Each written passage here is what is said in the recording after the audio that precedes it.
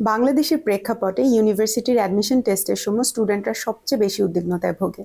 এক্ষেত্রে তীব্র প্রতিযোগিতা একটি বড় কারণ তো বটেই, তবে অনেকের ক্ষেত্রে সমাজ এবং পরিবারের কিছু প্রত্যাশা এবং বোর্ড পরীক্ষায় কাঙ্ক্ষিত ফলাফল করতে না পারাও একটি বড় কারণ। এটি একজন তরুণের মানসিক অবস্থাকে পুরোপুরি বদলে দিতে পারে। তারা চরম উদ্বিগ্নতা এবং হতাশায় ভোগে। এক্ষেত্রে একজন স্টুডেন্টকে যদি তুলনা করা হয়, জাজ করা হয়, লেবেল করা হয় এবং নেগেটিভ কমেন্ট করা হয়, সেক্ষেত্রে তারা আরও বেশি ডিমোটিভেটেড হয়ে পড়ে।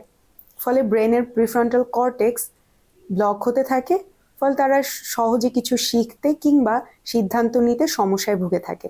এক ধরনের ইমোশনাল সাইকেলে তারা আটকে যায়, শেম, গিল্ট এবং ফিয়ারের। ফলে ব্রেন বিভিন্ন ধরনের নেগেটিভ চিন্তা জেনারেলাইজ করতে থাকে যে আমি আর পারবো না, আমার দ্বারা হবে না, একই ধরনের সমস্যা আমি আবার পড়ব, আমি কোনোভাবেই সফল হতে পারবো না। এর ফলে ব্রেন বিভিন্ন ধরনের নেগেটিভ চিন্তা জেনারেলাইজ করতে থাকে, আমি আর পারবো না, আমার দ্বারা হবে না, আমি আবার ব্যর্থ হব। একে মনোবিজ্ঞানের ভাষায় বলা হয়ে থাকে লার্ন হেল্পলেসনেস। আবার অনেকের ক্ষেত্রে যদি এক বা একাধিক ব্যর্থতার পূর্ব অভিজ্ঞতা থেকে থাকে, তাহলে তাদের ব্রেন থ্রেড মোডে চলে যায়। এর ফলে যেটা হয় যে বিভিন্ন ধরনের ফিয়ার রেসপন্স তৈরি হয় যখনই তারা পড়তে বসেন, যেমন বুক ধড়ফড় করা, মাথা ব্যথা করা, শ্বাস প্রশ্বাসের গতি বেড়ে যাওয়া, মনোযোগের সমস্যা, কোনো কিছু সহজে শিখতে না পারা এবং অনেকের ক্ষেত্রে মেমোরি লসও দেখা যেতে পারে।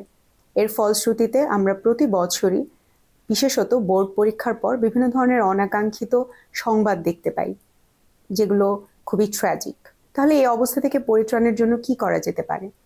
এক্ষেত্রে গবেষণা বলছে একাডেমিক ব্যর্থতা কখনোই একজন স্টুডেন্টের ওভারঅল ইন্টেলিজেন্স কিংবা তার ভবিষ্যতের সফলতাকে প্রেডিক্ট করে না।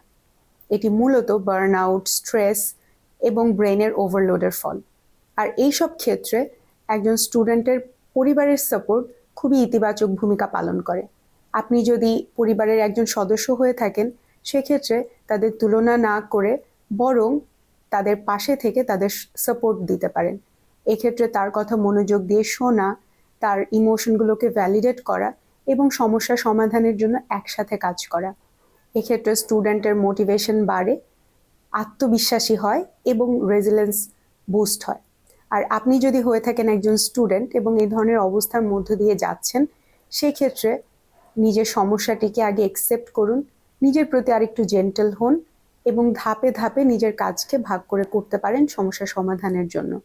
এক্ষেত্রে নিজের সাথে ইতিবাচক সেলফ টক করা এবং নিজের কাজগুলোকে খণ্ড খণ্ড ছোট ছোট খণ্ড অংশে ভাগ করে সেগুলোকে সহজ কাজ থেকে শুরু করার মাধ্যমে আপনি শুরু করতে পারেন। এক্ষেত্রে আপনার কাজ সহজ হবে এবং আপনি খুব সহজেই এই সমস্যা থেকে বেরিয়ে আসতে পারবেন। আর প্রয়োজনে একজন প্রফেশনালের সহায়তা নেওয়া এই ক্ষেত্রে আপনার রিকভারি প্রসেসটা আরও স্মুথ হবে। কমেন্টে আমাদের জানাতে পারেন যে আপনি আপনার একাডেমিক স্ট্রেসগুলো কিভাবে ম্যানেজ করেন।